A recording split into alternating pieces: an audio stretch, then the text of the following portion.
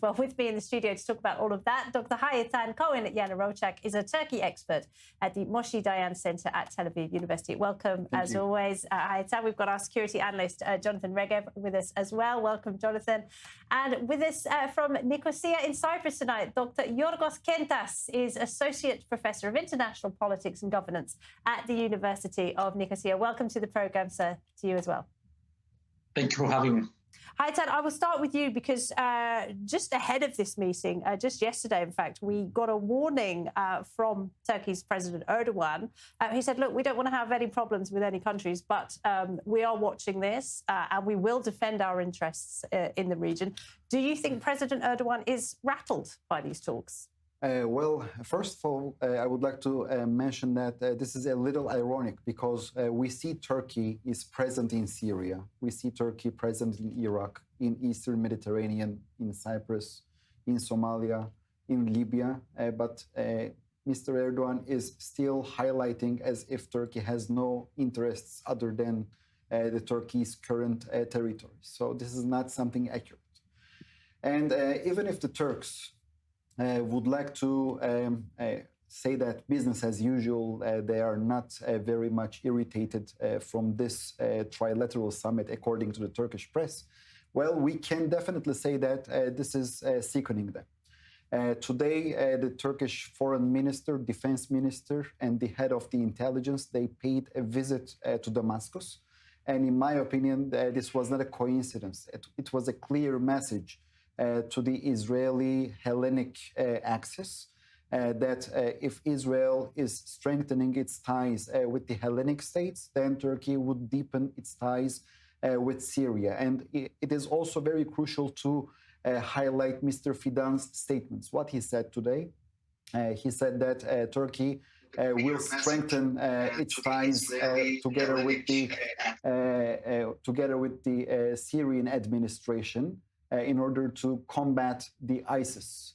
Why is it important? Because Turkey is using ISIS as a fig leaf in order to organize here a regional alliance also to contain Israel. Okay, all right, thank you, Eytan. Let me bring in Dr. Yorgos. Then, what will you be listening out for when you hear the President of Cyprus, the Prime Minister of Greece and the Prime Minister of Israel speaking later? What will you be listening out for when it comes to cooperation? This meeting is the 10th in a row and adds value to the three parties. There is a lot to talk about bilateral relations, but this level of interaction and cooperation, the 3+1 with the United States, adds to the security of the region. There are a lot of expectations from this meeting in all levels, energy security,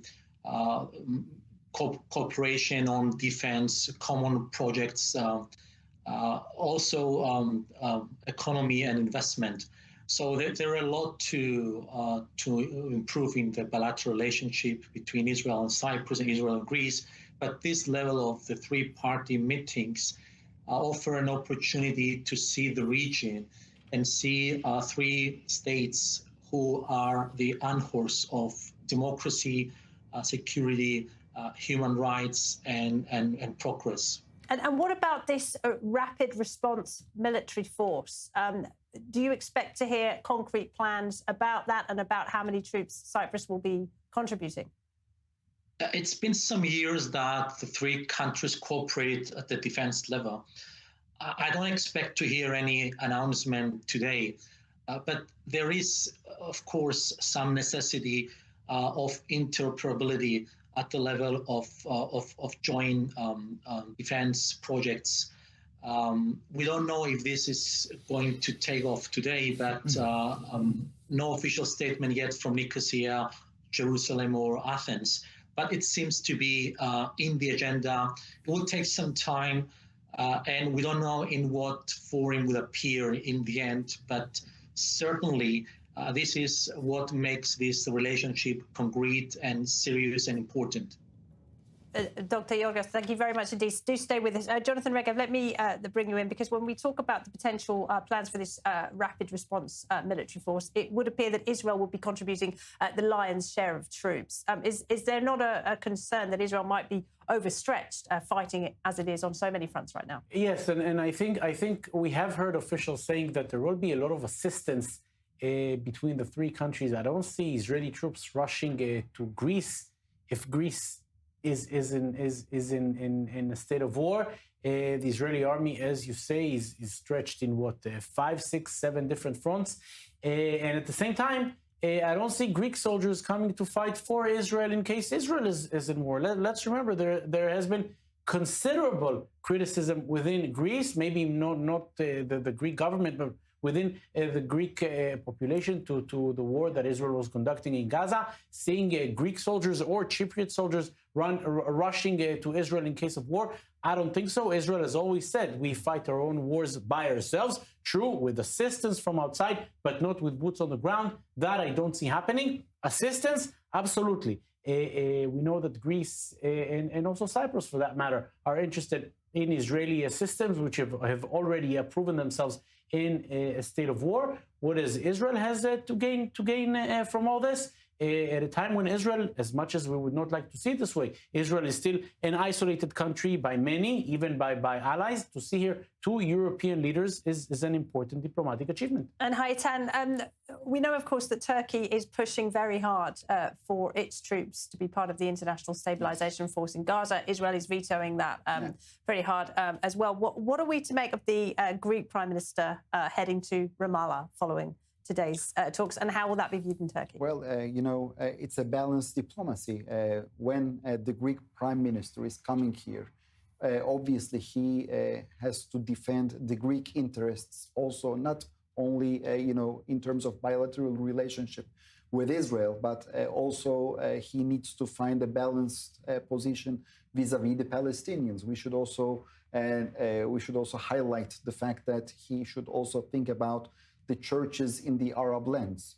And therefore, he is conducting this visit, in my opinion, like a facade, so that he can say to his critics, yes, that he found here the balance between Israel and the Palestinians. And also, if the Greek administration is willing to play a role here in the day after in the Gaza Strip, so it would be much more understandable that given the fact that Mahmoud Abbas is considered as the legitimate representative of the Palestinian people in the international arena, so such a visit can indeed contribute to improve Greece's role in this equation. Okay, and let me bring back Dr. Kentas. I mean, to what extent is there a concern in Cyprus and also in Greece that these countries need assistance when it comes to defending against the growing threats from Turkey? And how does that work in the context of obligations as members of the European Union? Israel, Greece, and Cyprus don't form an alliance against anyone. They join forces to defend their common interest. And they have a lot of common interests, and the common interest is growing against emerging threats. Of course, Turkey is becoming an assertive and maybe a dangerous actor in the region, but this cooperation is not against Turkey. This is clearly stated by all parties of the meeting today. But Israel, Cyprus, and Greece need to work together to promote their values and their interests. And don't forget that there is some diaspora of Israelis in Cyprus and Greece. People-to-people relations are growing very well. The news from Cyprus are positive. So I think that this is a forum where we need to invest more in order to understand how to proceed with the projects. For example, there is the Great Sea Interconnector, which is an ongoing project. There are plans for cooperation in developing energy resources. Don't forget that Aphrodite is a joint. It's a project, an energy project with common interest from Cyprus and Israel.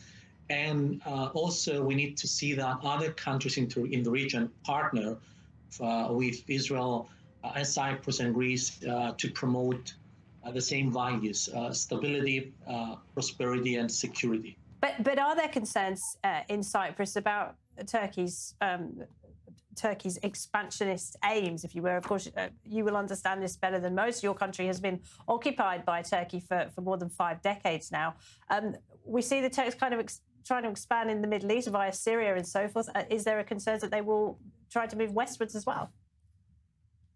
Yeah, you're absolutely right. Turkey stations military force worth of 40,000 troops, and they were organized against Cyprus and Greece. But it seems that Turkey's assertiveness in the region may plan to use this force as a leverage for other regional actors. Turkey has developed some other bases in Cyprus that may be used as a leverage for other countries. And this alerted, of course, regional actors, including Israel. Don't forget that Cyprus has signed an agreement of the limitation of exclusive economic zone that alerted Turkey that in the common interests of countries in the region will go ahead with or without Turkey's consent.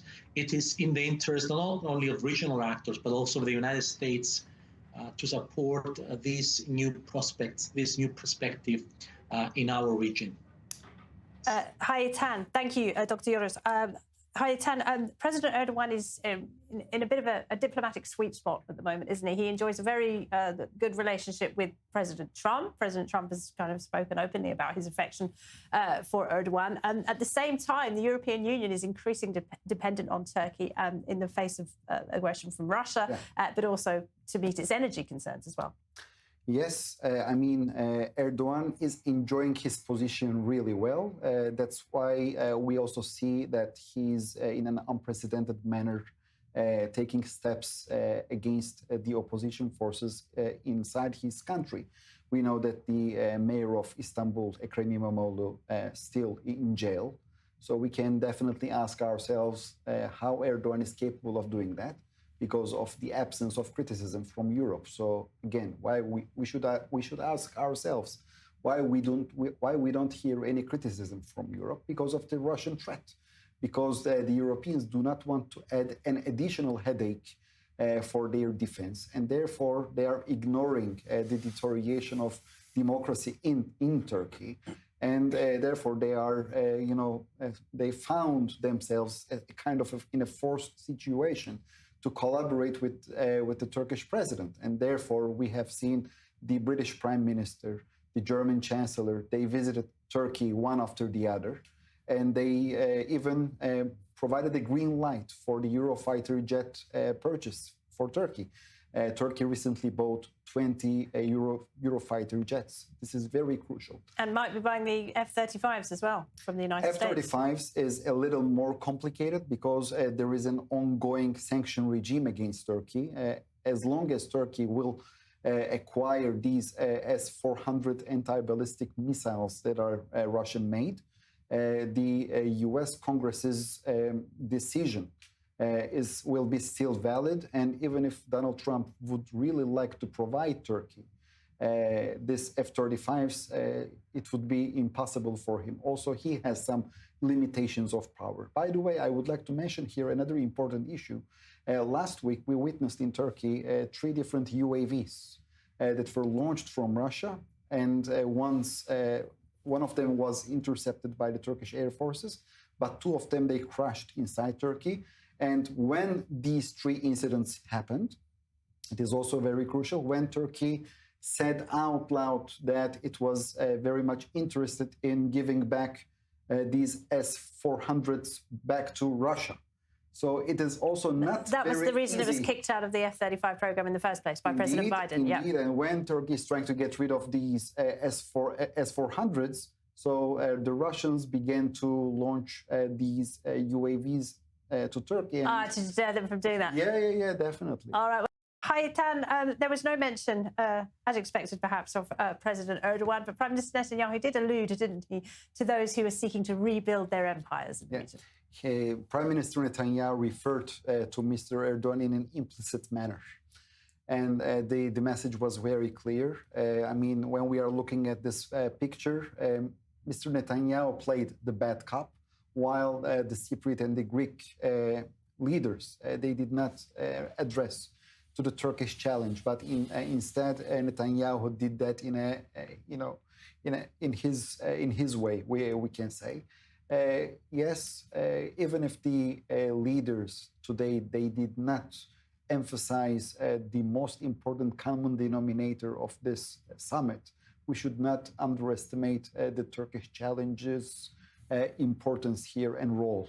And I believe that this is the most important glue that it is putting these three states together. I would like to remind you that this particular alliance was forged for the first time in 2010 when Israel had this Mavi Marmara flotilla incident with Turkey.